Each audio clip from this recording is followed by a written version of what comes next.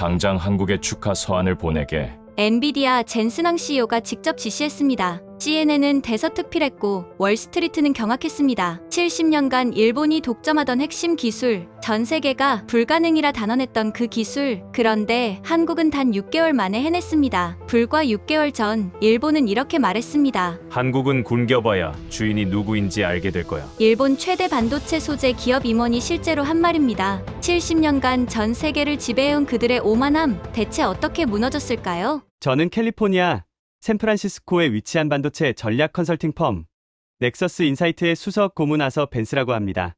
제 이력서의 첫 줄은 텍사스 인스트루먼트의 수석 아키텍트로 시작해 지난 30년간 인텔과 엔비디아의 공급망 전략을 자문하는 것으로 채워져 있습니다. 실리콘밸리에서 제 이름은 곧 냉혹한 효율성을 의미합니다. 감정이나 낭만을 배제하고 오직 숫자와 수율, 그리고 리드타임만으로 전 세계 반도체 공장의 생산을 가늠하는 것이 저의 일이었으니까요. 그런 제가 인생 처음으로 데이터가 아닌 보이지 않는 무언가에 압도당했던 그 지난 겨울의 이야기를 여러분께 들려드리고자 합니다. 시간을 작년 11월로 돌려보겠습니다. 샌프란시스코의 가을은 유난히 짧았고 겨울은 예고도 없이 찾아왔습니다. 하지만 그날 제가 느꼈던 한기는 태평양 너머에서 불어온 바람 때문이 아니었습니다. 제 책상 위에 놓인 한 장의 팩스. 그것은 일본 도쿄에서 날아온 사실상의 선전포고였습니다. 발신인은 일본 최대의 반도체 소재 기업인 제이머티리얼즈. 내용은 간결했습니다. 본사 설비의 긴급 점검 및 라인 재배치로 인해 향후 6개월간 한국으로 향하는 극자회선 EUV용 블레이크 마스크 수출 물량을 기존 대비 70% 축소함을 통보합니다. 설비 점검이라는 단어는 누가 봐도 핑계였습니다. 이것은 명백한 의도된 공급 통제였습니다. 당시 전 세계는 인공지능 붐으로 인해 AI 반도체 수요가 폭발하고 있었고 그 핵심인 고대역폭 메모리, 즉 HBM을 생산하기 위해서는 한국의 삼성전자와 SK하이닉스의 공장이 24시간 돌아가야만 했습니다. 그런데 그 공장을 돌리기 위한 가장 기초적인 도화지인 블랭크 마스크를 일본이 틀어쥐어 버린 것입니다. 이것은 한국의 목줄을 죄는 동시에 급성장하는 한국 반도체 산업에 찬물을 끼얹겠다는 명백한 견제였습니다. 저는 즉시 도쿄에 있는 제이머티리얼즈의 영업 총괄 이사 켄지로에게 전화를 걸었습니다. 그는 저와 20년 지기였지만 그날 수화기 너머로 들려오는 목소리는 소름 끼칠 정도로 차가웠습니다. 아서, 오랜만이군.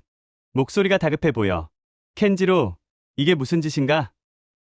지금 한국 라인이 멈추면 실리콘밸리 전체가 마비돼.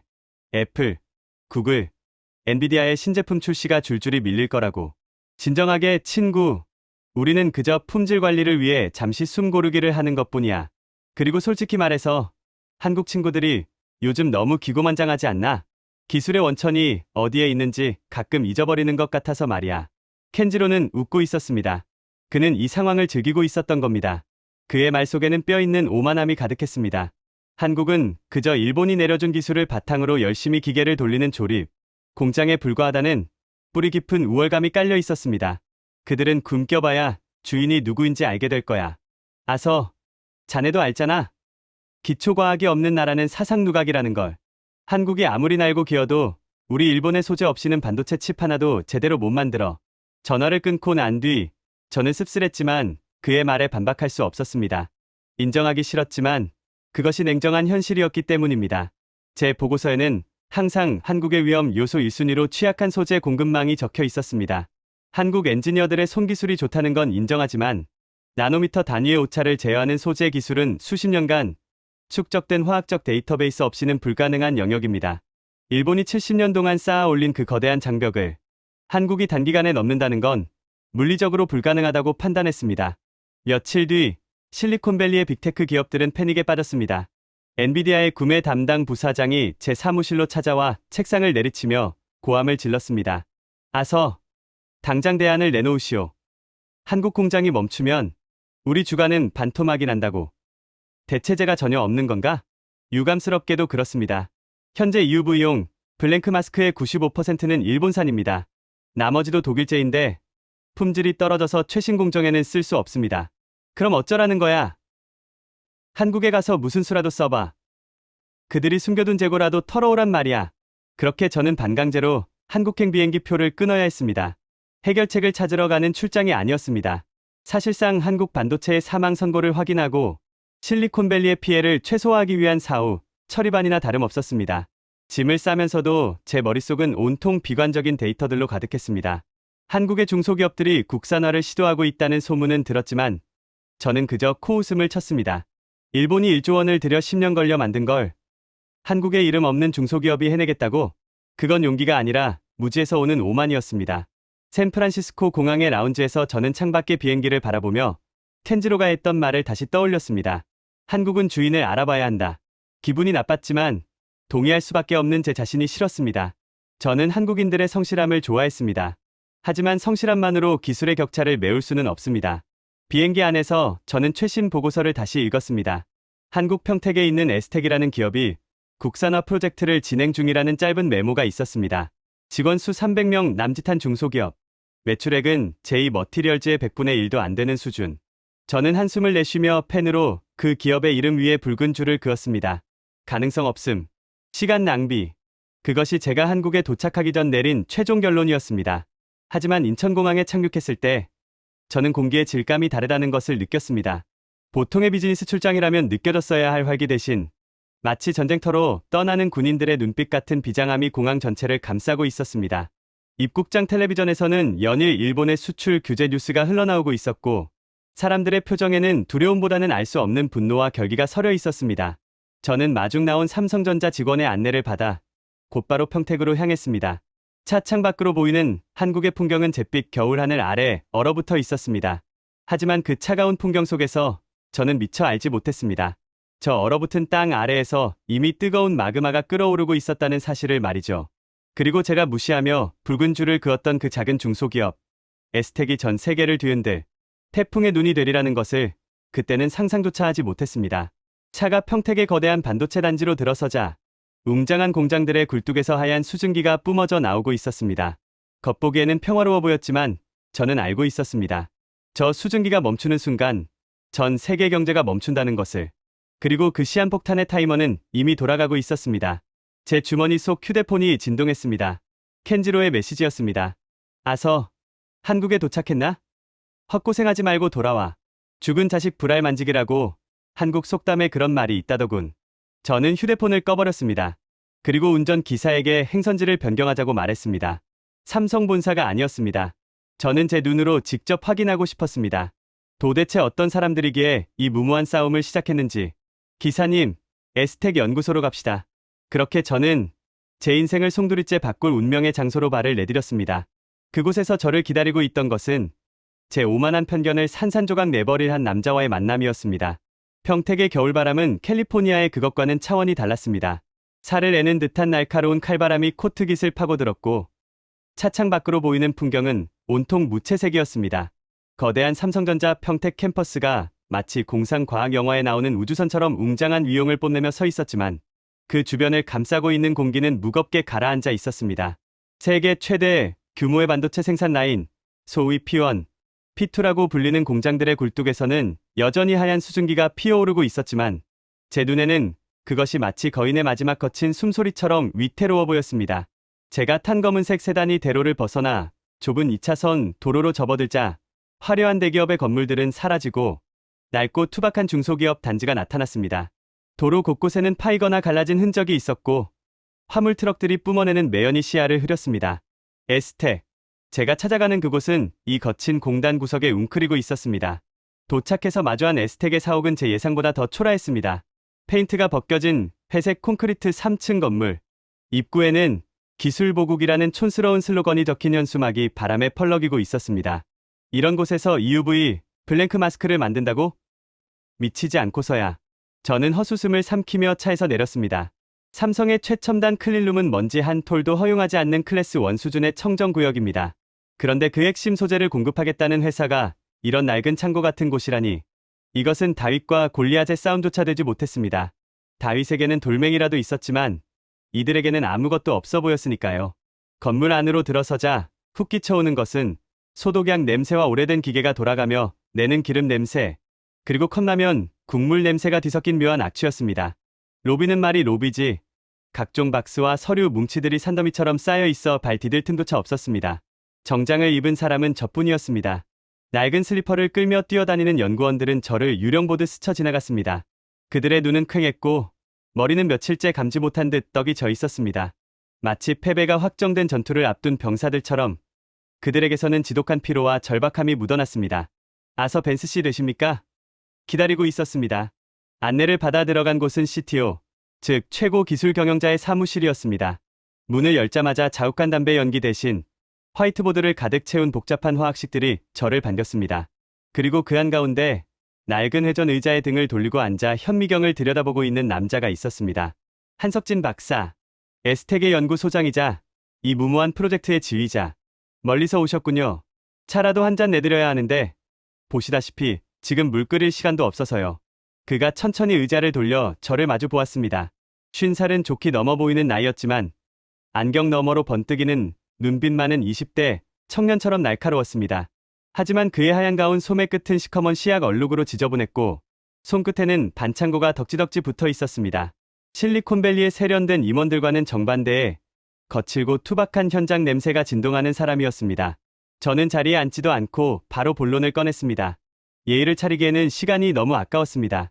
한 박사님, 솔직히 말씀드리죠. 저는 당신네 회사가 망하는 꼴을 보러 온 게 아닙니다. 더 큰 피해를 막으러 왔습니다. 지금이라도 삼성 측에 솔직하게 보고하세요. 국산화는 불가능하다고. 그래야 삼성이 다른 우회 경로라도 찾을 것 아닙니까? 제 말에 한 박사는 피식 웃음을 터뜨렸습니다. 비웃음이 아니었습니다. 그것은 마치 철없는 아이의 투정을 듣는 어른의 미소 같았습니다. 불가능이라. 미스터 벤스, 당신이 보기에 우리가 지금 뭘 하고 있는 것 같습니까? 일본 제2 머티리얼즈의 제품을 흉내내고 있겠죠. 그들이 50년 동안 쌓아온 특허를 피해서 비슷한 성분을 섞어보고 구운 온도를 바꿔보면서 말입니다. 그걸 우리는 리버스 엔지니어링, 좋게 말해 모방이고 나쁘게 말해 베끼기라고 부릅니다. 저는 일부러 더 자극적인 단어를 골라 뱉었습니다. 그의 자존심을 긁어 현실을 직시하게 만들 작정이었습니다. 하지만 한 박사의 표정은 미동도 없었습니다. 그는 책상 위에 놓인 깨진 유리 조각 하나를 집어 들었습니다. 당신들 눈에는 이게 다 똑같은 유리판으로 보이겠지. 0과 1로 이루어진 데이터 쪼가리로 보일 테고. 하지만 말입니다. 일본 놈들이 만든 건 완벽해 보이지만 그건 그들의 환경에서만 완벽한 겁니다. 일본의 공기, 일본의 습도, 일본 장비에 최적화된 레시피죠. 우리는 그걸 베끼려는 게 아닙니다. 한국의 사계절, 평택의 바람, 그리고 우리 엔지니어들의 손맛에 맞는 완전히 새로운 길을 찾고 있는 겁니다. 손맛. 지금 반도체 나노 공정에서 손맛이라는 비과학적인 단어를 쓰신 겁니까? 여기는 주방이 아니라 실험실입니다, 박사님. 제가 어이없다는 듯 대꾸하자 한 박사는 자리에서 벌떡 일어났습니다. 그리고 저를 데리고 사무실 구석에 있는 차폐막을 걷어 올렸습니다. 그곳에는 제가 한 번도 본 적 없는 기괴한 장비가 놓여 있었습니다. 기존의 증착 장비를 다 뜯어내고 온갖 전선과 파이프를 억지로 연결해 놓은 마치 프랑켄슈타인 같은 몰골의 기계였습니다. 일본 놈들이 장비를 안 팔아서 우리가 직접 개조한 놈입니다. 겉보기엔 고물상에서 주워온 것 같지?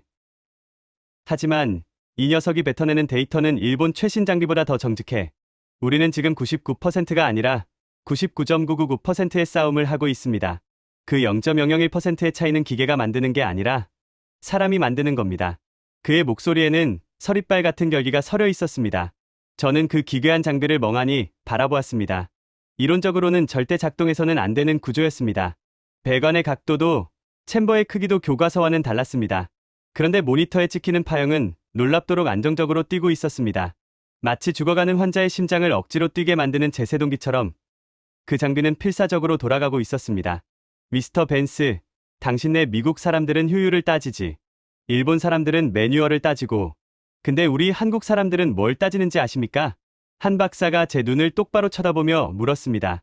그의 충혈된 눈동자 속에서 저는 일종의 광기, 아니 광기를 넘어선 신념 같은 것을 보았습니다. 우리는 오기를 따집니다. 안 된다고 하면 더 하고 싶어지는 그 빌어먹을 오기 말입니다. 일본이 문을 잠갔다고?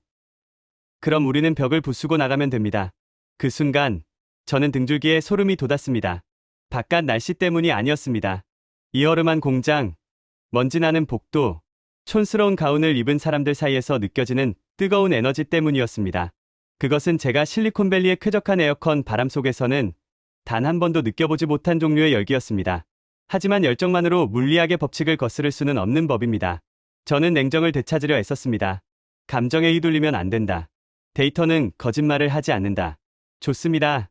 그 오기라는 거 얼마나 갈지 지켜보죠. 하지만 박사님, 다음 주에 예정된 1차 시제품 테스트, 거기서 만약 결함이 하나라도 나온다면 그때는 제 방식대로 보고서를 올리겠습니다. 한국은 끝났다고. 마음대로 하십시오. 어차피 결과가 말해줄 테니까. 한 박사는 다시 현미경으로 고개를 돌렸습니다. 저를 투명 인간 취급하는 그 뒷모습을 보며 저는 묘한 패배감을 안고 사무실을 나왔습니다. 호텔로 돌아오는 차 안에서 저는 계속해서 그 프랑켄슈타인 장비의 잔상이 지워지지 않았습니다.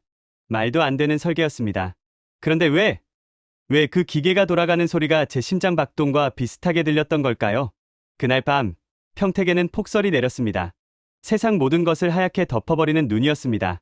하지만 저는 알지 못했습니다. 그 하얀 눈 속에서 에스텍의 연구원들은 쪽잠도 자지 못한 채 첫 번째 시제품을 구워내고 있었다는 사실을, 그리고 며칠 뒤 다가올 첫 번째 테스트가 우리 모두를 절망의 구렁텅이로 몰아넣을 비극의 서막이었다는 것을 말이죠. 그들이 준비한 야심찬 결과물이 제 눈앞에 놓였을 때 저는 차마 입을 다물 수 없었습니다. 그것은 기적이 아니라 참혹한 재앙에 가까웠기 때문입니다. 운명의 날은 거짓말처럼 맑은 하늘과 함께 찾아왔습니다. 지난밤 쏟아졌던 폭설이 햇빛을 받아 눈이 시리게 반짝였지만 에스텍 연구소 지하 1층, 일명 벙커라 불리는 클린룸의 분위기는 장례식장보다 더 무거웠습니다. 드디어 한석진 박사가 밤을 새워 구워낸 첫 번째 국산 블랭크 마스크 시제품이 세상의 빛을 보는 순간이었습니다. 삼성전자에서 파견 나온 품질 검증팀, 그리고 저 아서 벤스가 참관인 자격으로 그 자리에 섰습니다. 방진복을 입고 에어샤워를 통과할 때 제 심장은 묘하게 엇박자로 뛰었습니다. 기대감? 아니면 우려? 솔직히 말하자면 저는 실패를 확신하고 있었습니다. 하지만 한편으로는 그 프랑켄슈타인 장비가 만들어낸 결과물이 무엇일지 궁금하기도 했습니다. 한 박사는 여전히 며칠째 깎지 않은 수염과 핏발선, 눈으로 모니터 앞에 서 있었습니다. 그의 손에는 얇은 쿼츠 유리판이 담긴 캐리어가 들려 있었습니다. 육안으로 보기에는 완벽해 보였습니다. 표면은 거울처럼 매끄러웠고 티끌 하나 없이 투명했습니다. 육안 검사는 통과입니다. 표면 스크래치, 크랙, 이물질 없음. 삼성전자 검증팀장의 건조한 목소리가 들렸습니다. 연구원들 사이에서 안도의 한숨이 작게 새어나왔습니다. 하지만 저는 팔짱을 낀 채 차갑게 말했습니다. 육안 검사가 무슨 의미가 있습니까? 우리가 필요한 건 나노미터 단위의 평탄도입니다. 서울에서 부산까지 도로를 깔았을 때 그 높이 차이가 1cm도 나지 않아야 한다는 소리입니다. 현미경으로 보기 전까지는 아무것도 아닙니다. 제 말의 분위기는 다시 찬물을 끼얹은 듯 얼어붙었습니다. 한 박사는 아무 말 없이 시제품을 원자현미경 스테이지 2에 올려놓았습니다. 이제 기계가 진실을 말해줄 차례였습니다. 윙하는 소리와 함께 탐침이 유리 표면을 훑기 시작했습니다. 모니터에는 실시간으로 3차원 지형도가 그려졌습니다. 처음 몇 초간은 그래프가 평행선을 그렸습니다. 어라? 정말 잡은 건가? 제 머릿속에 의문부호가 떠오르는 찰나 경고음이 울리기 시작했습니다. B. 평평하던 그래프가 갑자기 요동치기 시작했습니다. 화면에 붉은 점들이 하나둘 찍히더니 이내 화면 전체를 뒤덮어 버렸습니다. 그것은 마치 달 표면의 크레이터처럼 보였습니다. 육안으로는 보이지 않던 미세한 굴곡들이 원자 단위의 세계에서는 거대한 산맥과 계곡으로 드러난 것입니다. 디펙트 검출, 표면 거칠기 평균 0.5나노미터, 기준치 0.1나노미터 초과, 평탄도 불량, 파티클 50개 검출. 기계의 음성 안내는 잔인할 정도로 정확했습니다. 0.5나노미터, 일반적인 기준에서는 기적에 가까운 수치였습니다. 머리카락 굵기의 10만 분의 1 수준이었으니까요. 하지만 반도체, 특히 EUV 공정에서는 0.1나노미터의 턱이 100m 절벽과 같습니다. 그 미세한 굴곡 때문에 빛이 난반사되면 수천억 원짜리 웨이퍼는 그대로 쓰레기가 됩니다. 실패입니다. 삼성검증팀장이 짧게 선언했습니다. 그 순간 연구실 안에 있던 젊은 연구원 한 명이 바닥에 주저앉으며 흐느끼기 시작했습니다. 몇 주 내내 집에 못 가고 쪽잠을 자며 매달렸던 결과가 고작 이것이라니. 한 박사의 어깨가 눈에 띄게 쳐졌습니다. 그는 모니터에 뜬 붉은 점들을 멍하니 바라보고 있었습니다. 마치 그 점들이 자신의 심장에 박힌 총알이라도 되는 것처럼. 저는 예상했던 결과였음에도 불구하고 가슴 한구석이 뻐근해지는 것을 느꼈습니다. 보십시오, 박사님. 이게 바로 기초과학의 차이입니다. 99%까지는 누구나 따라옵니다. 하지만 마지막 1%, 아니 0.001%는 노력으로 되는 게 아닙니다. 일본 호야나 아사히글라스가 그냥 노는 게 아닙니다. 그들은 유리의 분자 구조를 다루는 노하우만 50년을 쌓았습니다. 열정과 오기로 물리법칙을 이길 순 없어요. 저는 짐짓냉정한 척 말했지만 사실 위로를 하고 싶었는지도 모릅니다. 이제 그만 포기하고 편해지라고. 이 싸움은 애초에 승산이 없었다고. 하지만 그 순간 한 박사가 고개를 들었습니다. 이길 수 없다면 우리가 법칙을 다시 쓰면 됩니다. 뭐라고요? 지금 그게 제정신으로 하는 소리입니까? 데이터가 말해주고 있지 않습니까? 당신들 방식은 틀렸다고. 틀린 게 아니라 아직 답을 못 찾은 겁니다. 0.5나노미터? 젠장, 반으로 줄였어. 지난주에는 1나노미터였는데 방향은 맞다는 소리야. 야, 다들 일어나. 왜 울고 있어? 0.4나노만 더 깎으면 되잖아. 온도 다시 세팅해. 가스 유량 0.01로 줄여보고. 오늘 밤새워서 다시 굳는다. 그는 포기를 모르는 게 아니라 패배를 인정하는 법을 잊어버린 사람 같았습니다. 하지만 현실은 냉혹했습니다. 연구소 밖에서는 이미 빚쟁이들이 몰려와 고함을 지르고 있었고 투자자들은 자금을 회수하겠다며 대표실을 점거하고 있었습니다. 에스텍의 자금줄은 말라가고 있었고 삼성의 인내심도 바닥을 드러내고 있었습니다. 저는 연구소를 빠져나오며 켄지로에게 전화를 걸었습니다. 자네 말이 맞았어, 켄지로. 한국은 아직 멀었어. 시제품 테스트는 실패야. 0.5나노미터 벽에 막혔어. 하하, 그럴 줄 알았지. 0.5나노? 귀엽군. 우리는 이미 0.05나노를 보고 있는데 말이야. 아서, 이제 그만 돌아와. 거기서 더 볼 꼴이 뭐 있나? 한국의 눈물? 아니면 파산? 결론 국산화 실패. 즉시 대체 공급망 확보를 위해 대만이나 유럽 업체와 접촉해야 함. 벤스 선생님, 제발 한 번만 더 기회를 주세요. 저희 소장님, 아니 저희 모두 정말 목숨 걸고 하고 있습니다. 이거 한 번만 봐주세요. 그가 내민 종이는 한 박사의 연구 노트 복사본이었습니다. 수천 번의 실험 기록, 깨알같이 적힌 메모, 실패 원인 분석. 그것은 단순한 데이터가 아니었습니다. 한 인간이 뼈를 깎아 만든 처절한 투쟁의 기록이었습니다. 노트 한 구석에는 이런 글귀가 적혀 있었습니다. 내 딸 서연이가 살아갈 세상에는 일본의 허락 따위 필요 없게 만들겠다. 너희 소장님, 지금 어디 있어? 공장에 계십니다. 장비 옆에서 쪽잠 주무신 지 일주일 넘으셨어요. 다들 말리는데도 자기가 자리를 비우면 장비가 삐질 거라면서. 박사님, 안 갔소? 비행기 시간 다 됐다며. 보고서는 아직 안 보냈습니다. 대신 조건이 있습니다. 조건? 제가 아는 모든 인맥을 동원해서 시간을 벌어주겠습니다. 삼성 측에도 실리콘밸리에도 딱 일주일입니다. 그 안에 0.1나노미터를 잡으세요. 못 잡으면 그때는 제가 직접 당신들 공장 문 닫게 만들 겁니다. 일주일? 충분하네. 우리는 하루를 48시간처럼 쓰니까. 이게 무슨 개소리야. 우리 방식은 그놈들이랑 아예 원리부터 다르다고. 놈들은 수평 증착이고 우리는 회전 분사 방식이잖아. 박사님, 진정하세요. 이건 법리적 사실을 따지자는 게 아닙니다. 심리전입니다. 이 경고장을 삼성전자 법무팀과 투자자들에게도 동시에 보냈을 겁니다. 에스텍 기술은 작물이다. 나중에 문제 생기면 너희도 공범이다라고 겁을 주는 거죠. 벤스 고문님, 서버 로그가 이상합니다. 어젯밤부터 특정 IP에서 우리 메인 서버의 레시피 폴더로 접속을 시도한 흔적이 발견됐습니다. 우회 IP라 추적은 어렵지만 패턴이 너무 집요합니다. 아서, 경고장은 잘 받았나? 내 친구로서 마지막 충고를 하지. 지금이라도 손 떼고 나와. 곧 압수수색이 들어갈 수도 있어. 자네 커리어에 산업 스파이 조력자라는 빨간 줄이 그어지는 걸 원치는 않겠지? 켄지로의 목소리는 여유로웠지만 저는 그 이면에 숨겨진 다급함을 읽어냈습니다. 켄지로, 그거 알아? 자네가 실수했어. 뭐? 자네가 만약 에스텍을 정말 하찮게 봤다면 그냥 무시했을 거야. 놔두면 알아서 망할 테니까. 그런데 비싼 변호사를 쓰고 해커까지 고용해서 공격한다? 그건 자네가 쫄았다는 증거야. 이 작은 회사가 진짜로 성공할까봐 두려운 거지. 후회하게 될 거야, 아서. 한국은 이길 수 없어. 그건 자연의 섭리야. 두고 보자고. 누가 이기는지. 여러분, 들으셨습니까? 일본이 우리를 두려워하고 있습니다.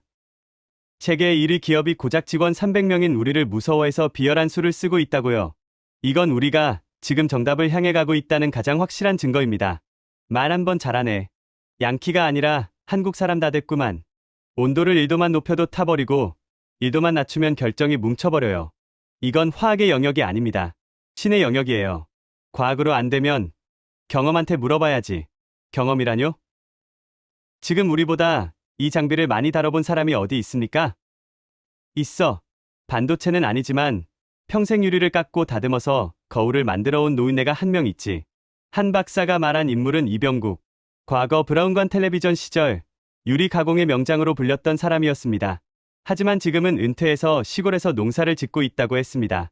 박사님, 지금 농담합니까? 최첨단 나노 공정의 70대 노인을 부르겠다고요? 브라운관이랑 반도체 웨이퍼는 차원이 다릅니다. 저는 펄쩍 뛰며 반대했습니다. 하지만 한 박사는 단호했습니다. 아서, 자네가 모르는 게 있어. 데이터는 거짓말을 안 하지만 가끔은 데이터가 못 보는 걸 사람의 손끝이 찾아내기도 해. 지푸라기라도 잡는 심정으로 모셔오는 거야. 어르신, 한 번만 도와주십시오. 대한민국 반도체가 죽느냐 사느냐가 달렸습니다. 반도체?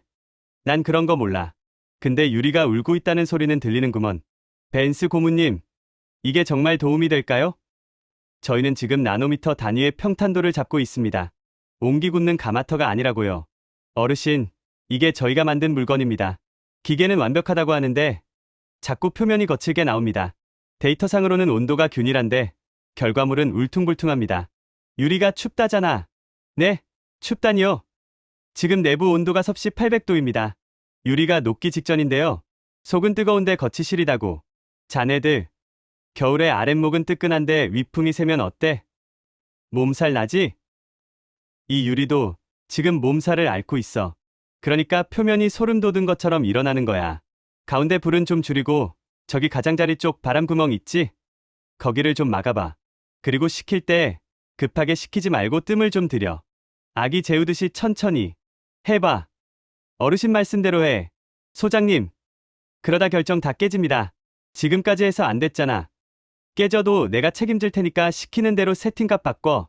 표면 거칠기 0.08나노미터. 말도 안 돼. 어르신, 도대체 어떻게 아신 겁니까? 데이터를 보신 것도 아니잖아요. 데이터는 숫자로 된 그림자일 뿐이야. 유리는 살아있는 흙이야. 불을 만나면 춤을 추고 바람을 만나면 웅크리지. 자네 기계는 똑똑한지 몰라도 배려가 없어. 억지로 누르려고만 하니까 유리가 반발하는 거야. 달래줘야지. 어르신, 감사합니다. 정말 감사합니다. 울지 마. 이제 시작인데 벌써 힘 빼면 어떡해. 근데 이 기계 말이야. 숨소리가 거칠어. 억지로 힘을 너무 썼어. 내가 보기엔 며칠 못 가. 메인 챔버 압력이 떨어집니다. 진공이 깨졌어요. 안 돼. 이렇게 끝낼 순 없어. 진공 펌프 사망. 챔버 내부 오염 시작됐습니다. 30분 내로 진공. 복구 못하면 안에 있는 시제품 다 녹아버립니다. 이거 일본 에드워드사 펌프잖아. 당장 재고 확인해. 없습니다. 지난번 수출 규제 품목에 포함돼서 예비 부품 하나도 안 남았습니다. 일본 지사에 연락해. 웃돈을 10배 주더라도 당장 퀵으로 보내달라고 해. 이미 연락해봤는데 본사 지침이라며 수리 거부했습니다. 한국 에스텍에는 나사 하나도 팔지 말라는 공문이 내려왔답니다. 빌어먹을.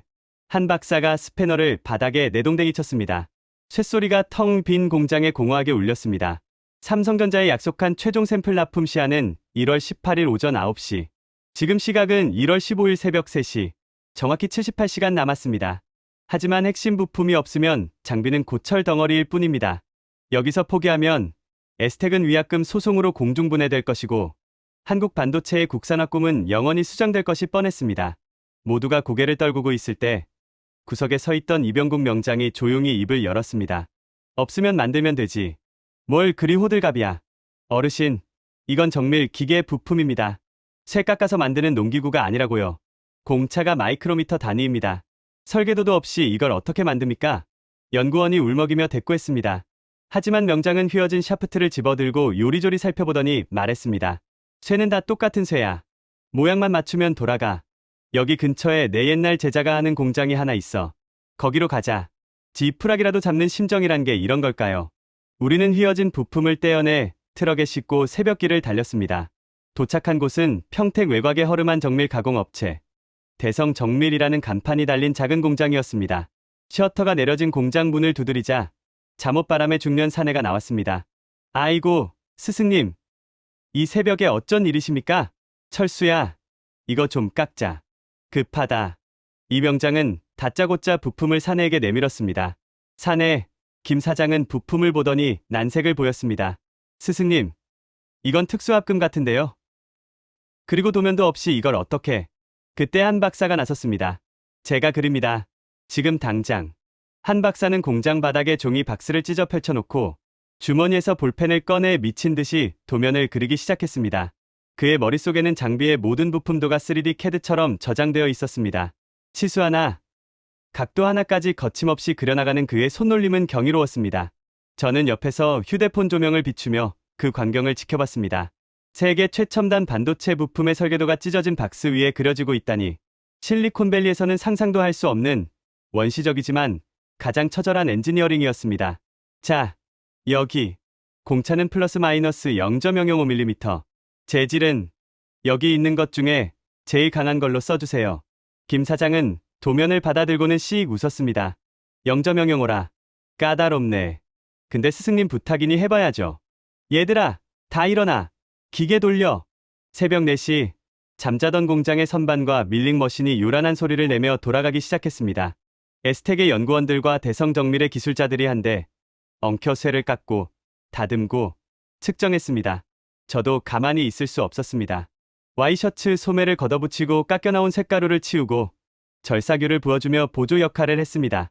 제 인생에서 가장 비싼 양복에 기름때가 묻었지만 신경 쓸 겨를이 없었습니다.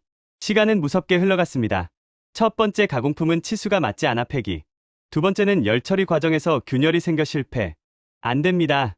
국산 쇠로는 일본제 강도를 못 따라가요. 회전할 때 다 부러집니다.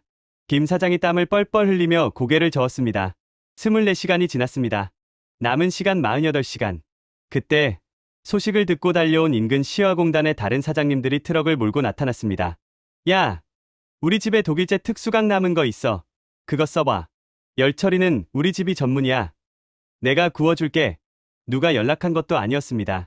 에스텍이 일본 놈들 때문에 고생한다더라는 소문이 아름아름 퍼져 평택과 시화, 반월공단의 숨은 고수들이 제 발로 찾아온 것입니다. 그들은 경쟁자였지만 오늘만큼은 대한민국 국가대표 팀이었습니다. 이거 우리가 못 만들면 쪽팔려서 어떡하냐? 일본 놈들이 비웃을 거 아니냐? 기름때 묻은 작업복을 입은 사장님들이 의기투합하여 밤을 새웠습니다. 저는 그 광경을 보며 묘한 감동을 느꼈습니다. 이것이 바로 한국 제조업의 진짜 힘, 생태계의 저력이었습니다. 대기업 하나가 잘해서 되는 게 아니라 보이지 않는 곳에서 쇠를 깎고 기름을 만지는 수많은 장인들이 바치고 있었기에 가능한 일이었습니다. 드디어 1월 17일 새벽, 완벽한 치수의 대체 부품이 완성되었습니다. 우리는 그것을 품에 안고 다시 에스텍으로 질주했습니다. 조립 시작해. 10분 안에 끝낸다. 한 박사와 연구원들이 달라붙어 부품을 끼워 맞췄습니다. 볼트를 조이는 손이 덜덜 떨렸습니다. 전원 투입. 웅하는 소리와 함께 진공 펌프가 다시 돌기 시작했습니다. 진공도 올라갑니다. 10토르, 1토르, 10의 마이너스 3승. 정상 범위 진입. 와! 하는 함성이 터져 나왔습니다. 서로 얼싸안고 뜀을 띄었습니다. 저도 모르게 한 박사를 끌어안았습니다. 그의 몸에서는 땀 냄새와 쇠 냄새가 났지만 그 어떤 향수보다 향기롭게 느껴졌습니다. 하지만 기쁨도 잠시였습니다. 시간이 없어. 지금부터 풀가동해도 샘플 납기는 빠듯해. 이 명장님, 다시 레시피 잡아주세요. 장비는 돌아갔지만 우리는 꼬박 이틀을 한숨도 자지 못한 상태였습니다. 눈은 충혈되다 못해 터질 것 같았고 다리는 후들거렸습니다. 환각이 보일 지경이었습니다. 연구원 하나가 쓰러져 의무실로 실려갔습니다. 저 역시 현기증이 나서 벽을 짚고 서 있어야 했습니다. 그때 연구소 밖에서 웅성거리는 소리가 들렸습니다. 또 빚쟁이들인가? 아니면 켄지로가 보낸 용역 깡패들인가? 저는 긴장하며 창밖을 내다봤습니다.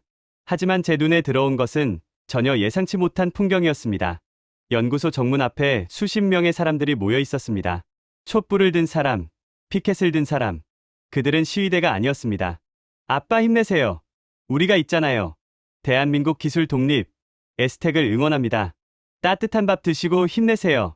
연구원들의 가족들, 그리고 뉴스를 보고 찾아온 평택 시민들이었습니다. 그들은 차가운 아스팔트 바닥에 앉아 우리를 위해 기도를 하고 있었습니다. 정문 경비실에는 시민들이 두고 간 도시락, 핫팩, 음료수 박스가 산더미처럼 쌓여 있었습니다. 박사님, 저기 좀 보세요. 한 박사가 창밖을 내다보더니 입술을 깨물며 울음을 참았습니다. 바보 같은 사람들, 춥게 왜 저러고 있어. 그때 제 휴대폰으로 이메일 한 통이 도착했습니다. 발신자는 미국 실리콘밸리의 제 동료들. 아서, 자네가 보낸 중간 보고서 읽었네. 한국이 정말 그렇게까지 하고 있나? 우리가 뭘 도와주면 되겠나? 필요한 기술 데이터 있으면 말해. 본사 몰래 빼돌려서라도 보내줄게. 전 세계가 우리를 지켜보고 있었습니다. 아니, 응원하고 있었습니다. 외롭지 않았습니다. 우리는 고립된 섬이 아니라 거대한 파도의 중심에 서 있었습니다. 자, 밥 먹고 합시다. 저분들이 주신 밥 먹고 힘내서 마지막까지 달립시다. 한 박사가 시민들이 보내준 도시락을 들고 외쳤습니다. 우리는 눈물 젖은 밥을 꾸역꾸역 삼켰습니다. 그 밥알 하나하나가 우리 몸속에서 뜨거운 연료가 되어 타오르는 것 같았습니다. 이제 남은 시간 24시간. 삼성전자 최종 퀄 테스트를 위한 마지막 샘플이 챔버 안에서 구워지고 있습니다. 이것만 성공하면 우리는 역사를 새로 쓰게 됩니다. 하지만 운명의 신은 마지막까지 우리를 시험하려는지 검사 장비의 모니터가 다시 불안하게 흔들리기 시작했습니다. 도시락의 온기가 채 가시기도 전 연구소는 다시 팽팽한 긴장감에 휩싸였습니다. 시민들의 응원은 우리에게 엄청난 에너지를 주었지만 동시에 무거운 책임감이라는 짐을 지워주었습니다. 우리가 실패하면 저들의 희망도 함께 무너진다는 사실이 뼛속까지 사무쳤습니다. 마지막 샘플이 구워지는 동안 저는 잠시 숨을 돌리기 위해 연구소 복도로 나왔습니다. 그때 한 박사의 사무실 문이 열려 있는 것이 보였습니다. 그는 잠시 눈을 붙이러 들어갔나 봅니다. 저는 조용히 문을 닫아주려다 책상 위에 켜져 있는 낡은 노트북 화면을 보고 멈칫했습니다. 바탕화면에는 어린 소녀와 환하게 웃고 있는 젊은 시절 한 박사의 사진이 있었고 그 옆에는 메모장 하나가 열려 있었습니다. 호기심에 이끌려 다가가 보니 그것은 기술 문서가 아니라 일기였습니다. 서연아, 아빠는 오늘도 집에 못 가는구나. 네가 물었지? 왜 남들은 다 삼성, 현대 다니는데 아빠는 이름도 모르는 작은 회사 다니냐고. 아빠가 만드는 건 아주 작지만 이게 없으면 세상의 모든 스마트폰이 멈춘단다. 아빠는 우리 기술이 남의 나라 눈치 보지 않는 세상을 만들고 싶어. 네가 어른이 되었을 때는 적어도 기술 때문에 서러운 일은 없게 해주고 싶다. 사랑한다. 우리 딸. 가슴 한 구석이 찌릿했습니다. 실리콘밸리에서 저는 성공을 연봉과 스톡옵션으로만 계산했습니다. 더 많은 돈, 더 높은 지위가 제 인생의 목표였습니다. 하지만 한 박사에게 기술은 가족을 지키고 나아가 다음 세대의 자존심을 지키는 숭고한 수단이었습니다. 저는 그 일기를 보며 제 젊은 시절을 떠올렸습니다. 저 역시 처음 엔지니어가 되었을 때는 세상을 바꾸겠다는 순수한 열정이 있었는데 언제부터 이렇게 차가운 계산기 노릇만 하게 되었을까요? 남의 일기 훔쳐보는 건 실리콘밸리 매너인가? 뒤에서 들리는 목소리에 깜짝 놀라 뒤를 돌아보니 한 박사가 캔커피 2개를 들고 서 있었습니다. 그는 쑥스러운 듯 코를 훌쩍이며 저에게 커피 하나를 던져주었습니다. 미안합니다. 일부러 보려던 건 아닌데. 됐소. 딸내미한테 맨날 거짓말만 하는 못난 아비꼴 들킨 셈치지 뭐. 그는 의자에 털썩 주저앉아 캔 뚜껑을 땄습니다. 아서, 솔직히 무섭네. 저 밖에서 응원해주는 사람들, 우리 직원들.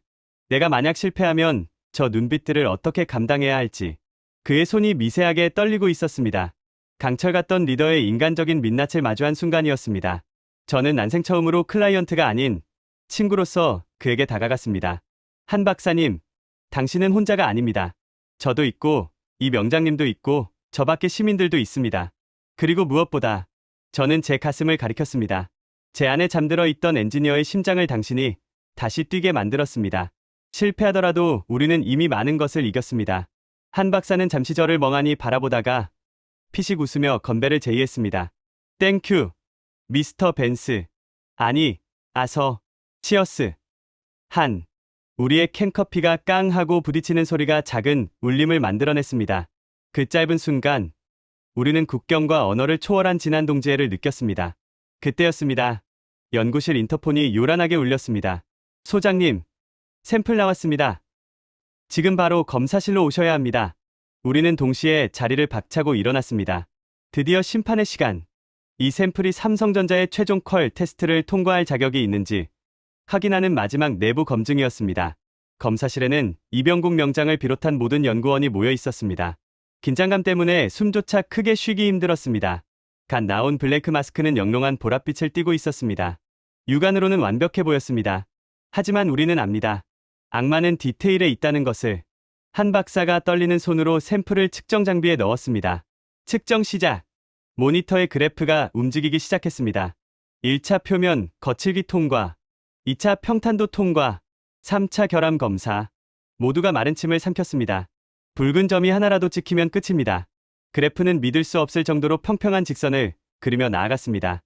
띠링, 검사 완료, 결함 연계, 합격, 제로 디펙트다. 와! 연구실이 떠나갈 듯한 함성이 터졌습니다. 서로 부둥켜 안고 울고불고 난리가 났습니다. 이 명장도 흐뭇한 미소를 지으며 고개를 끄덕였습니다. 거봐, 유리는 달래주면 된다니까. 하지만 우리에게는 감격할 시간조차 사치였습니다. 시계를 보니 오전 7시, 삼성전자 화성 캠퍼스까지 2시간 안에 도착해야 했습니다. 출근길 정체를 감안하면 빠듯한 시간이었습니다. 내가 운전하겠소. 내 차가 제일 빠르니까. 제가 나섰습니다. 저는 렌터카의 키를 낚아채고 소중한 샘플이 담긴 하드케이스를 조수석에 앉은 한 박사의 품에 안겨주었습니다. 꽉 잡으세요. 실리콘밸리 폭주족의 실력을 보여드리죠. 차는 평택공단을 빠져나와 고속도로로 진입했습니다. 역시나 출근길 차량으로 도로는 주차장을 방불케 했습니다. 제기랄, 이대로는 늦겠어. 한 박사가 초조하게 시계를 봤습니다. 남은 시간 1시간 30분. 내비게이션 도착 예정 시간은 2시간 후. 그때 제 휴대폰으로 삼성전자 담당 임원의 전화가 걸려왔습니다. 미스터 벤스, 어디쯤입니까? 일본 쪽에서 계속 압박이 들어오고 있어요. 9시 정각까지 샘플 도착 안 하면 경영진 회의에서 일본 제안 수용하는 걸로 결론 낼 겁니다. 1분이라도 늦으면 끝입니다. 가고 있습니다. 조금만 기다리세요. 전화를 끊고 룸미러를 보니 뒤따라오던 경찰차 한 대가 사이렌을 울리며 다가오고 있었습니다. 과속 단속인가? 낭패다 싶었는데 경찰차가 우리 옆으로 붙더니 확성기로 소리쳤습니다. 에스텍 차량 맞습니까? 평택시민 제보 받고 왔습니다. 에스코트 해드릴 테니 따라오세요. 믿을 수 없는 일이 벌어졌습니다. 연구소 앞에서 밤새 응원하던 시민 중 한 명이 경찰에 연락해 사정을 설명한 모양이었습니다. 경찰차는 경광등을 번쩍이며 앞서가던 차들을 향해 방송했습니다. 긴급 수송 차량입니다. 잠시만 길을 비켜주세요. 대한민국 반도체가 타고 있습니다. 그러자 기적이 일어났습니다. 꽉 막혀있던 도로의 차들이 홍해가 갈라지듯 양옆으로 비켜서기 시작했습니다. 트럭 기사님들은 창밖으로 손을 흔들며 파이팅을 외쳐주었고 출근하던 직장인들은 비상등을 켜고 응원해 주었습니다. 아서, 보여? 저게 한국 사람들이야. 한 박사가 눈시울이 붉어진 채 말했습니다. 네, 보이네요. 정말 미친 나라입니다. 아름답게 미친 나라요. 저는 엑셀러레이터를 끝까지 밟았습니다. 눈물이 앞을 가려 운전하기 힘들 정도였지만 가슴은 그 어느 때보다 뜨거웠습니다. 우리는 혼자가 아니었습니다. 대한민국 전체가 우리와 함께 달리고 있었습니다. 8시 55분, 삼성전자 화성 캠퍼스 정문에 도착했습니다. 보안 요원들이 미리 연락을 받았는지 바리케이드를 치우고 문을 활짝 열어주었습니다. 본관 로비에 들어서자 삼성전자 임원들과 켄지로 이사가 함께 서 있는 모습이 보였습니다. 켄지로는 시계를 보며 비릿한 미소를 짓고 있었습니다. 아슬아슬했군, 아서. 하지만 늦었어. 이미 회의는... 아니, 아직 5분 남았어. 저는 숨을 헐떡이며 샘플 케이스를 테이블 위에 쾅 내려놓았습니다. 한 박사가 케이스를 열자 영롱한 빛을 내뿜는 블랭크 마스크가 그 자태를 드러냈습니다. 삼성전자 기술진들이 웅성거리며 몰려들었습니다.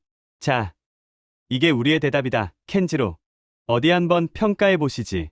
이제 공은 삼성전자로 넘어갔습니다. 세계에서 가장 까다롭기로 소문난 삼성의 품질 테스트. 여기서 일본 제품보다 0.001%라도 뒤처지면 모든 노력은 물거품이 됩니다. 하지만 저는 두렵지 않았습니다. 이 샘플에는 수많은 사람들의 땀과 눈물, 그리고 진심이 녹아 있으니까요. 과연 삼성의 분석기는 어떤 숫자를 보여줄까요?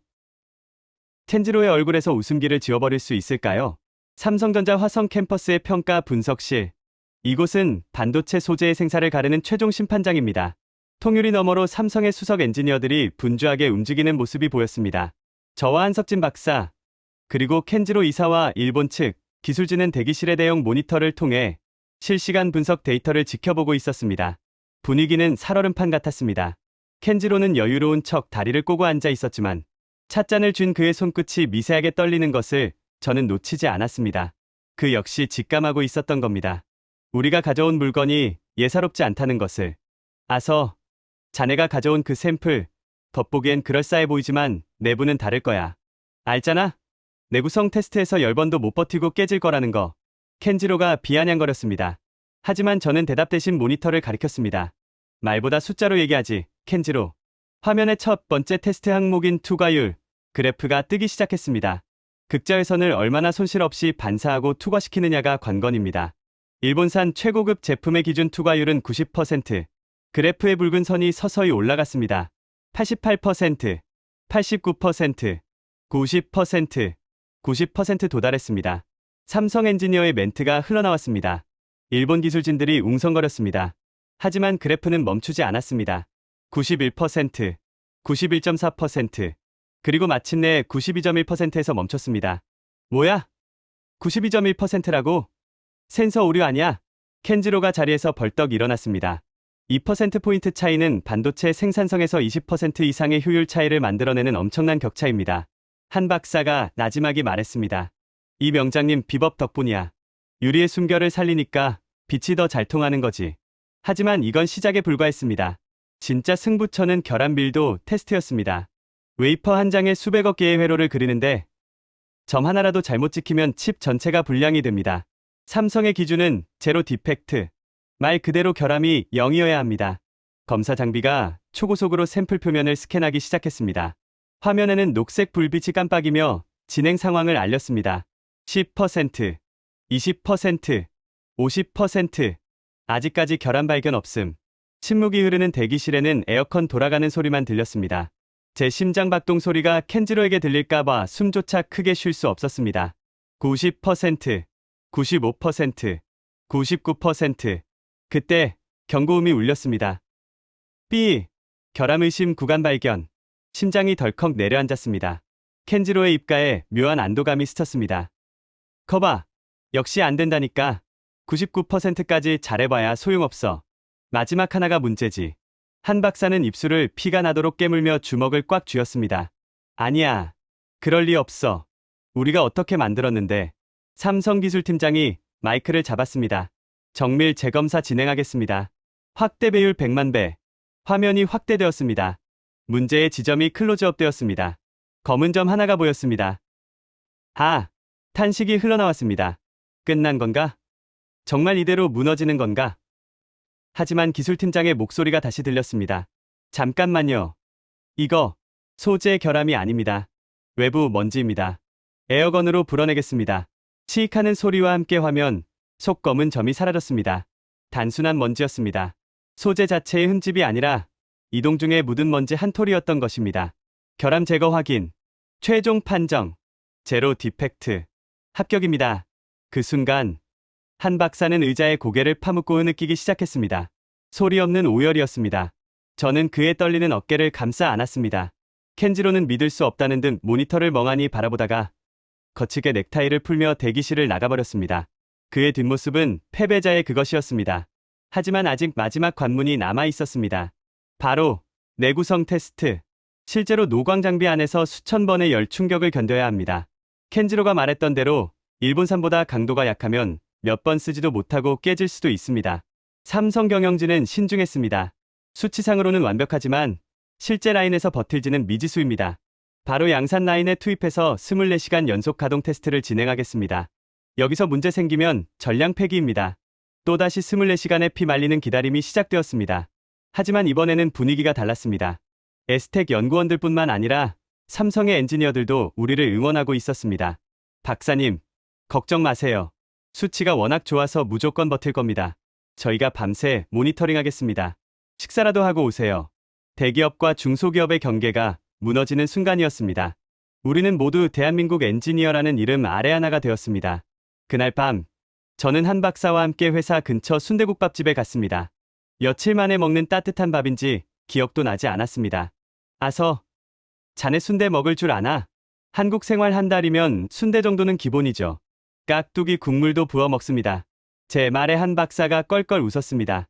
그의 얼굴에서 처음으로 근심이 사라진 편안한 웃음이었습니다. 고맙네. 자네가 아니었으면 중간에 포기했을지도 몰라. 아닙니다. 박사님이 포기하지 않아서 저도 버틴 겁니다. 그리고 이 명장님이나 저 밖의 시민들, 그분들이 진짜 영웅이죠.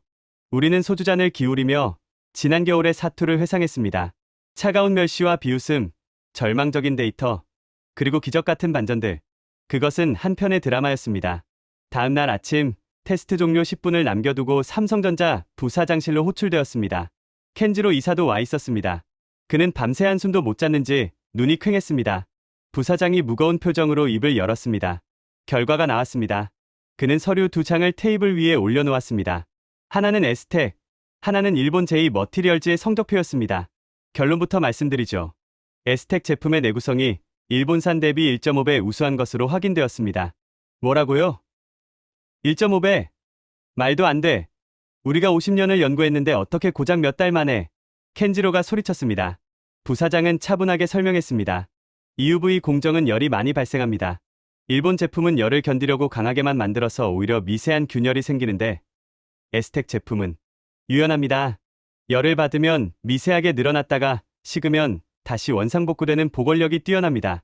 마치 살아있는 생물처럼요. 이 명장의 비법. 유리를 달래주는 기술이 빛을 발한 것입니다.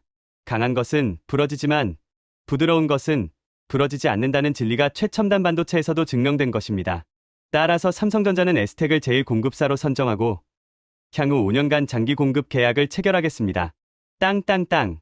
망치가 내려쳐지는 소리가 제 귓가에 환청처럼 들렸습니다. 승리였습니다. 완벽한, 그리고 통쾌한 역전승. 켄지로는 털썩 주저앉았습니다. 그의 오만함이 한국의 유연함 앞에 무릎 꿇는 순간이었습니다. 한 박사는 부사장의 손을 잡고 깊이 고개를 숙였습니다. 감사합니다. 믿어주셔서 감사합니다. 아닙니다, 박사님. 우리를 구해준 건 박사님입니다. 이제 우리가 일본 눈치 안 보고 마음껏 반도체 찍어낼 수 있게 해주셔서 감사합니다. 연구소로 돌아오는 길, 평택의 하늘은 그 어느 때보다 파랗고 맑았습니다. 연구원들이 우리를 기다리고 있었습니다. 차에서 내리자마자 샴페인이 터지고 꽃가루가 날렸습니다. 이 명장도, 김 사장님도, 도시락을 싸주던 아주머니들도 모두 나와서 춤을 추고 있었습니다. 저는 그들 사이에서 환하게 웃고 있는 한 박사를 보았습니다. 그의 눈에는 더 이상 도끼가 없었습니다. 대신 세상을 다 가진 듯한 넉넉함이 자리 잡고 있었습니다. 저는 조용히 뒤로 물러나 휴대폰을 꺼냈습니다. 샌프란시스코 본사에 보낼 최종 보고서를 작성했습니다. 보고서 제목 보이지 않는 방패. 결론 한국은 더 이상 추격자가 아니다. 그들은 새로운 표준이다. 일본의 독점 시대는 오늘부로 종료되었다. 전송 버튼을 누르는 제 손끝에서 짜릿한 전율이 느껴졌습니다. 35년 엔지니어, 인생에서 가장 자랑스러운 보고서였습니다. 하지만 승리의 기쁨도 잠시, 우리는 또 다른 변화를 맞이하고 있었습니다. 세상은 승자에게 환호하지만 패자는 말이 없는 법입니다. 그런데 며칠 뒤 예상치 못한 손님이 연구소로 찾아왔습니다. 바로 켄지로였습니다. 그는 예전의 거만한 태도는 온데간데 없이 초라한 양복 차림으로 고개를 숙이고 서 있었습니다. 한 박사, 아니, 한 사장님, 잠시 이야기 좀 할 수 있을까요? 그의 등장은 우리에게 또 다른 의미의 충격을 주었습니다. 과연 그는 무엇을 위해 자존심을 버리고 적진 한복판으로 걸어 들어온 것일까요? 켄지로의 방문은 에스텍 연구소를 발칵 뒤집어 놓았습니다. 불과 일주일 전까지만 해도 우리를 말려 죽이겠다며 법적 소송을 걸고 해킹까지 사주했던 적장이 패전, 장수 같은 몰골로 제 발로 걸어 들어온 것입니다. 직원들은 수군거리며 적개심 가득한 눈빛을 보냈지만 한석진 박사는 뜻밖에도 그를 정중하게 사장실로 안내했습니다. 이번 성공으로 한 박사는 에스텍의 대표이사로 취임했고 연구소장의 역할도 겸하게 되었습니다. 저 역시 배석했습니다. 사무실 소파에 앉은 켄지로는 찻잔을 든 손을 가만히 두지 못했습니다. 그의 얼굴은 헬쑥했고 그토록 당당하던 눈빛은 흔들리고 있었습니다. 용건이 뭡니까? 설마 또 경고장이라도 가져오신 건 아니겠죠? 제가 먼저 날카롭게 쏘아붙였습니다. 그러자 켄지로는 품 안에서 봉투 하나를 꺼내 테이블 위에 올려놓았습니다. 경고장이 아니었습니다. 그것은 기술협력 제안서라는 제목이 붙은 서류였습니다. 한 사장님, 그리고 와서 솔직히 말하겠습니다. 우리 본사는 지금 패닉 상태입니다. 삼성전자가 장기 계약을 해지하겠다는 통보를 보내왔고 주가는 사흘 연속 하한가를 쳤습니다. 이대로라면 우리 회사 공장 절반이 문을 닫아야 합니다. 그는 마른 입술을 축이며 말을 이었습니다. 그래서 제안합니다. 우리가 가진 특허 소송 전부 취하하겠습니다. 그리고 우리 원자재 공급망을 에스텍에 개방하겠습니다. 대신 에스텍의 그 유연한 증착 기술에 대한 라이선스를 우리에게 공유해 주십시오. 로열티는 원하시는 대로 드리겠습니다. 기가 막힌 제안이었습니다. 기술을 훔치려다 실패하니 이제는 돈을 줄 테니 나눠달라? 전형적인 일본식 실리 챙기기였습니다. 제가 나서서 비웃으려던 찰나 한 박사가 조용히 입을 열었습니다. 켄지로 씨, 당신네가 50년 동안 쌓아온 기술을 고작 몇 달 된 우리 기술이랑 바꾸자고요? 자존심 상하지 않습니까? 자존심이 밥 먹여주진 않으니까요. 그리고 인정합니다. 우리가 졌습니다. 당신들의 방식이, 그 아날로그적인 감성이 우리 일본의 정밀함을 넘어섰습니다. 켄지로는 자리에서 일어나 90도로 허리를 숙였습니다. 부탁드립니다. 제발 살려주십시오. 저를 믿고 따르는 직원 2,000명의 생계가 달렸습니다. 순간 사무실에 정적이 흘렀습니다. 과거 우리에게 했던 짓을 생각하면 당장 쫓아내도 시원찮을 판이었습니다. 하지만 한 박사는 눈을 감고 잠시 생각에 잠겼습니다. 그리고는 천천히 입을 열었습니다. 협력, 좋습니다. 하지만 조건이 있습니다. 무엇이든 말씀하십시오. 첫째, 특허 소송 취하는 당연한 거고, 그동안 당신들이 우리를 방해해서 입힌 손해에 대해 공개 사과하십시오. 전 세계 언론 앞에서요. 알겠습니다. 둘째, 라이선스 공유는 없습니다. 대신 우리가 생산한 완제품을 당신네 브랜드가 아닌 에스텍 이름으로 일본 반도체 기업들에 납품할 수 있게 유통망을 열어주십시오. 즉, 당신들은 우리의 일본 내 대리점이 되는 겁니다. 켄지로의 눈이 커졌습니다. 이것은 단순한 협력이 아니었습니다. 주종 관계의 완전한 역전이었습니다. 세계 1위였던 제2 머티리얼즈가 한국 중소기업의 하청 유통사가 되는 굴욕적인 조건이었습니다. 그건 너무 가혹합니다. 싫으면 나가십시오. 어차피 우리는 삼성이라는 확실한 고객이 있습니다. 당신의 도움 없어도 시간만 좀 걸릴 뿐 일본 시장 뚫는 건 일도 아닙니다. 한 박사의 태도는 단호했습니다. 켄지로는 입술을 깨물며 고민하다가 결국 고개를 끄덕였습니다. 알겠습니다. 조건 수용하겠습니다. 그 순간 저는 온몸에 전율이 흘렀습니다. 이것이야말로 진정한 승리였습니다. 상대를 파멸시키는 것이 아니라 무릎 꿇려 우리의 질서 안으로 편입시키는 것. 한 박사는 기술뿐만 아니라 사업가로서의 배포도 남달랐던 것입니다. 켄지로가 돌아가고 난 뒤 연구소는 다시 한번 축제 분위기가 되었습니다. 와, 우리가 일본 놈들을 하청으로 부린다니. 이게 꿈이야 생시야? 직원들은 믿기지 않는다는 표정으로 서로를 꼬집어 봤습니다. 그리고 2월 초 더욱 놀라운 손님들이 평택을 찾았습니다. 검은색 벤츠 리무진 행렬이 에스텍 앞마당을 가득 채웠습니다. 차에서 내린 사람들은 다름 아닌 엔비디아의 구매 총괄 부사장, 그리고 대만 TSMC의 수석 임원들이었습니다. 미스터 한, 만나서 영광입니다. 소문 듣고 왔습니다. 그 매직 글라스를 만든 분이 당신이라면서요? 엔비디아 부사장은 한 박사를 보자마자 덥석 포옹을 했습니다. 우리 신형 AI 칩 생산이 늦어져서 주주들이 난리였는데 당신 덕분에 살았습니다. 삼성 물량 말고 우리한테도 좀 줄 수 있습니까? 가격은 부르는 대로 주겠소. TSMC 임원도 질세라 명함을 내밀었습니다. 저희도 줄 서겠습니다. 일본 놈들한테 당한 게 많아서 공급처 다변화가 절실했거든요. 에스텍과 전략적 파트너십을 맺고 싶습니다. 전 세계 반도체 업계의 거물들이 평택의 작은 중소기업 앞에서 줄을 서는 진풍경이 벌어졌습니다. 불과 한 달 전만 해도 파산 직전이었던 회사가 이제는 글로벌 슈퍼을로 등극한 것입니다. 한 박사는 밀려드는 주문에 행복한 비명을 지르며 저를 쳐다봤습니다. 아서, 통역 좀 도와줘. 영어가 딸려서 주문을 다 못 받겠네. 걱정 마세요. 제가 이럴 줄 알고 계약서 초안 다 만들어놨습니다. 달러 긁어 모을 준비나 하세요.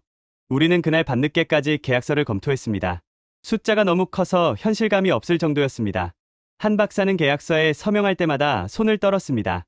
이 돈이면 공장 증설하고 직원들 보너스 주고 연구소도 새로 짓고 그리고 이 명장님 댁 비닐하우스도 최고급 유리 온실로 바꿔드려야지. 그는 성공의 순간에도 은인을 잊지 않았습니다. 저는 그런 그가 진심으로 존경스러웠습니다. 며칠 뒤 켄지로는 약속대로 도쿄에서 기자회견을 열었습니다. 수많은 카메라 플래시 앞에서 그는 깊이 머리를 숙이며 사과 성명을 발표했습니다. 저희 제2 머티리얼즈는 한국 에스텍의 독자 기술을 인정하며 그동안의 불미스러운 일에 대해 사과드립니다. 앞으로 에스텍의 파트너로서 일본 내 공급을 책임지겠습니다. 그 장면이 텔레비전에 나오는 순간 연구소 직원들은 환호성을 질렀고 밖에서 지켜보던 시민들은 태극기를 흔들며 만세를 불렀습니다. 그것은 단순한 기업의 승리가 아니었습니다. 2019년 일본의 수출 규제로 시작된 소부장 전쟁에서 대한민국이 거둔 완벽한 승전보였습니다. 이제 에스텍은 더 이상 하청 업체가 아닙니다. 세계 반도체 공급망의 핵심 축이자 누구도 함부로 건드릴 수 없는 보이지 않는 방패가 되었습니다. 저는 이 역사적인 현장의 목격자이자 조력자로서 제 인생에서 가장 큰 자부심을 느꼈습니다. 실리콘밸리의 어떤 성공 신화도 이보다 짜릿하지는 않았습니다. 어느덧 겨울이 가고 봄 기운이 느껴지는 2월 초, 저는 이제 다시 미국으로 돌아갈 준비를 해야 했습니다. 제 임무는 끝났고 한국은 스스로 일어섰으니까요. 짐을 싸면서 문득 창밖을 보니 한 박사와 이 명장이 연구소 뜰에서 매화나무를 심고 있는 모습이 보였습니다. 겨울을 이겨내야 꽃이 피는 법이지. 이 명장의 목소리가 들리는 듯했습니다. 그렇습니다. 한국 반도체는 혹독한 겨울을 견뎌내고 마침내 찬란한 꽃을 피웠습니다. 그리고 그 향기는 태평양을 건너 전 세계로 퍼져나가고 있습니다. 이제 마지막 작별 인사를 할 시간입니다. 하지만 이것은 끝이 아닙니다. 저와 한국의 인연, 그리고 에스텍의 신화는 이제 막 첫 장을 넘겼을 뿐이니까요. 지금까지 푸른 눈의 엔지니어 아서 벤스가 목격한 대한민국 반도체의 기적 어떠셨나요? 일본의 수출 규제라는 칼바람 앞에서 우리는 무너지지 않았습니다. 대기업과 중소기업이 연구원과 평범한 시민들이 하나가 되어 만들어낸 승리. 기술은 숫자가 아니라 사람의 마음에서 완성됩니다. 에스텍의 불 꺼지지 않는 연구소에서 도시락을 싸들고 달려간 평택 시민들의 마음속에서 대한민국은 이미 세계 1등이었습니다. 우리는 할 수 있다. 이 한마디에 공감하시면 댓글로 할 수 있다. 네 글자만 남겨주세요. 가슴이 뜨거워지셨다면 구독과 좋아요 부탁드립니다. 그리고 이 영상을 공유해주세요. 일본의 규제를 1년 만에 뒤집은 이 이야기, 세계는 아직 모릅니다. 여러분의 공유 하나가 대한민국의 기술 독립을 전 세계에 알리는 가장 확실한 방법입니다. 우리 아이들에게도 이 자랑스러운 역사를 물려주십시오.